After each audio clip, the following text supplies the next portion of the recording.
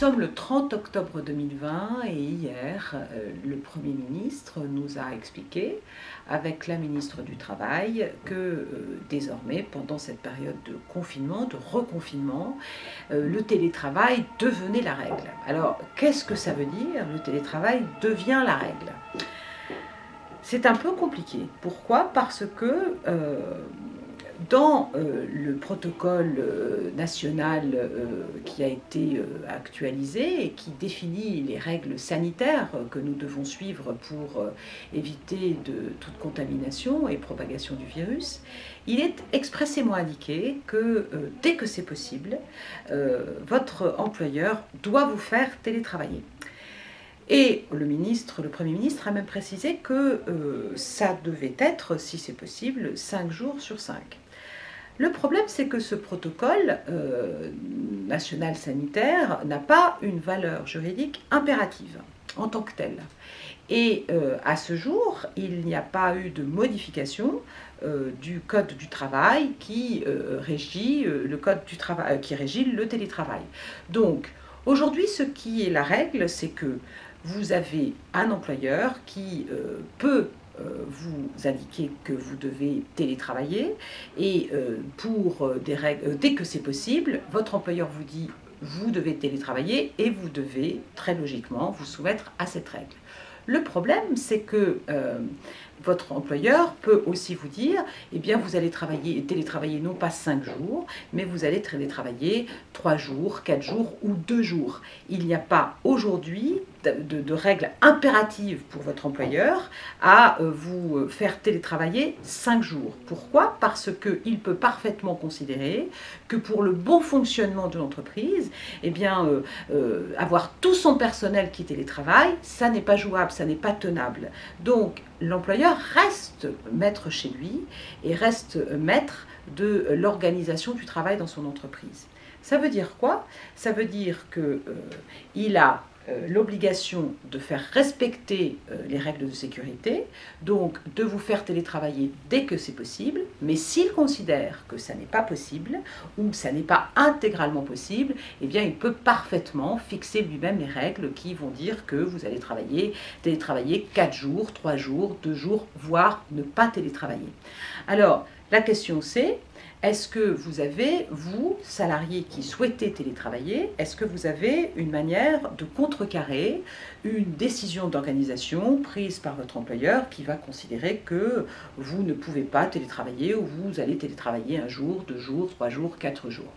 Alors, le protocole en tant que tel, sanitaire, ne s'impose pas à l'entreprise. Par contre, ce que prévoit le Code du travail, c'est que l'employeur doit fixer des règles de travail qui sont des règles qui vont prévenir tout risque pour votre santé.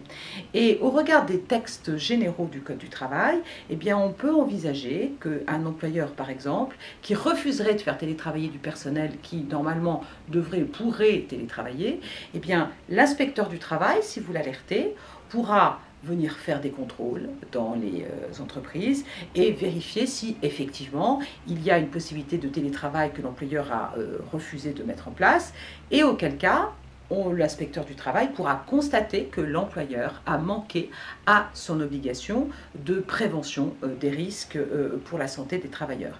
Et dans ces cas-là, l'employeur sera éventuellement soumis à des sanctions. Par ailleurs, vous avez dans les entreprises souvent des CSE, vous avez des syndicats, et ces syndicats et ces CSE peuvent parfaitement monter au créneau et notamment saisir les juridictions civiles pour faire en sorte que l'employeur qui ne respecte pas les règles de sécurité et qui notamment ne fait pas télétravailler son personnel alors qu'il peut télétravailler, eh bien on peut envisager une action devant les juridictions civiles pour faire suspendre l'activité de l'employeur le temps qu'il se mette en conformité avec des règles de sécurité.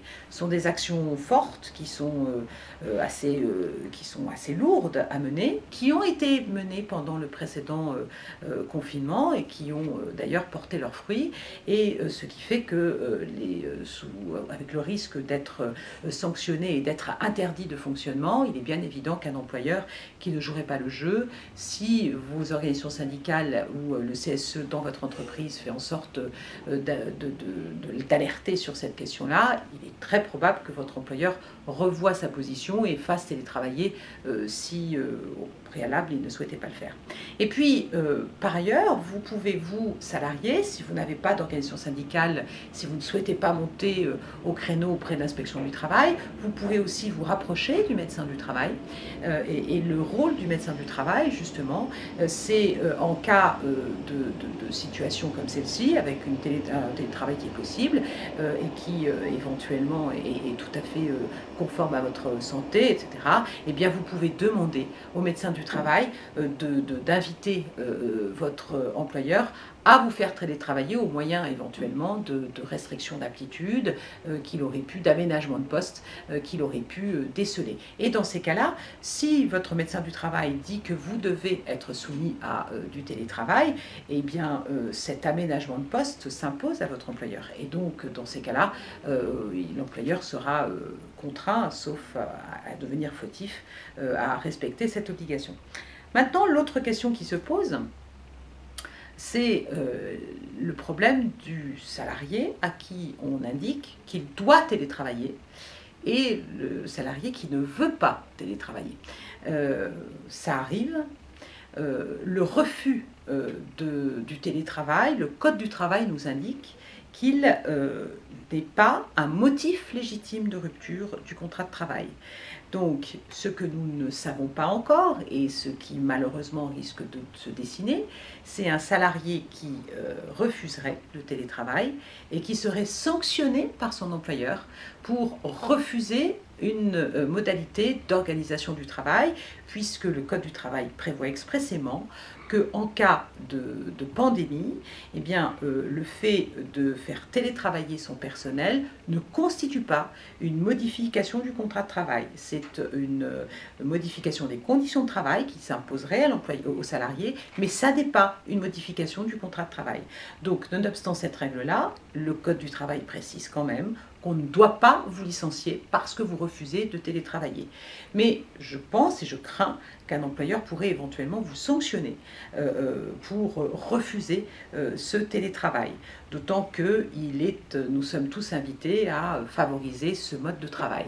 Donc, vous voyez qu'il y aura pas mal d'inquiétudes, il y a des choses qui ne sont pas très claires encore, qui seront à préciser. Autre question qui se pose et que l'on me pose beaucoup et que l'on me pose souvent, est-ce que quand je télétravaille, est-ce que j'ai le droit à une indemnité? Alors sachez que le ministre du Travail précise sur les questions-réponses qui sont diffusées qu'un salarié qui est en télétravail ne peut pas exiger de son employeur qu'il soit indemnisé pour cela et que ses frais soient pris en charge. Eh bien, ce n'est pas ce que juge la jurisprudence. La jurisprudence, pour l'instant, a toujours considéré que les frais qui sont exposés par le salarié à l'occasion du télétravail, eh bien, ces frais sont pris en charge par l'employeur. Et notamment lorsqu'il y a un accord d'entreprise, parce qu'ils existent, ces accords d'entreprise, qui prévoient le télétravail, eh bien, cet accord doit être appliqué. Et très souvent, l'accord qui prévoit le télétravail prévoit également une indemnité pour cela. Donc, regardez, faites vos comptes, si éventuellement vous exposez des frais, notamment en fourniture de bureau, etc., eh bien, en fourniture avec votre imprimante, etc., eh bien, ces frais-là, votre employeur doit vous les rembourser. Il doit naturellement mettre à votre disposition les outils nécessaires au télétravail. Vous n'avez pas l'obligation de mettre à disposition de votre employeur éventuellement votre ordinateur personnel. Vous pouvez parfaitement refuser de le mettre à disposition de votre employeur et votre employeur doit vous fournir les moyens nécessaires pour que vous puissiez travailler. La question qui se pose aussi beaucoup, c'est mes collègues ont des tickets restaurants et moi en télétravail, est-ce que j'ai le droit au maintien des tickets restaurants? Oui, la réponse est oui. Quand vous avez toute l'entreprise, quand vous avez des salariés qui bénéficient de tickets restaurants au regard notamment des horaires qui sont les leurs, hein, c'est-à-dire il faut avoir un horaire qui permet une coupure avec un repas. Donc quand vous travaillez par exemple de 9h à 17h, et que vous avez généralement droit au ticket restaurant, eh bien les télétravailleurs ont droit également au ticket restaurant. Voilà. Autre question, est-ce que votre employeur peut vous faire travailler en télétravail pendant que vous êtes en situation d'activité partielle? Alors la réponse est très clairement non.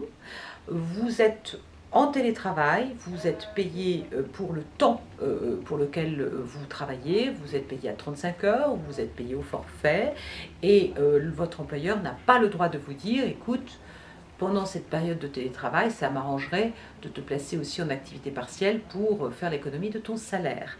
Dans ces cas-là, si vous êtes en activité partielle, mais que votre employeur vous demande de travailler et de télétravailler, eh bien, il se rend coupable de travail dissimulé. Ça veut dire quoi? C'est quelque chose de grave. Pourquoi? Parce que le travail dissimulé expose votre employeur à des sanctions pénales, mais imaginons, vous êtes en situation où votre employeur rompt votre contrat de travail dans quelques mois, eh bien, vous aurez la possibilité, si vous avez télétravaillé pendant une période où votre employeur vous a placé en activité partielle, eh bien, vous pourrez, si vous contestez la rupture de votre contrat, demander à être indemnisé de ce qui se sera passé, et notamment, vous pourrez toucher une indemnité forfaitaire de 6 mois de salaire, nonobstant le fait que vous n'auriez subi aucun préjudice. Donc, télétravailler et activité partielle, c'est totalement interdit. Gardez, si on vous impose cette situation, gardez bien les traces de votre télétravail pendant ces périodes d'activité partielle, tous les mails que vous faites, etc., toute votre activité, toutes les instructions qu'on vous donne et au cours desquelles on vous demande de travailler, gardez bien cela comme preuve pour pouvoir ensuite, le moment venu, si vous le souhaitez, demander cette indemnité forfaitaire.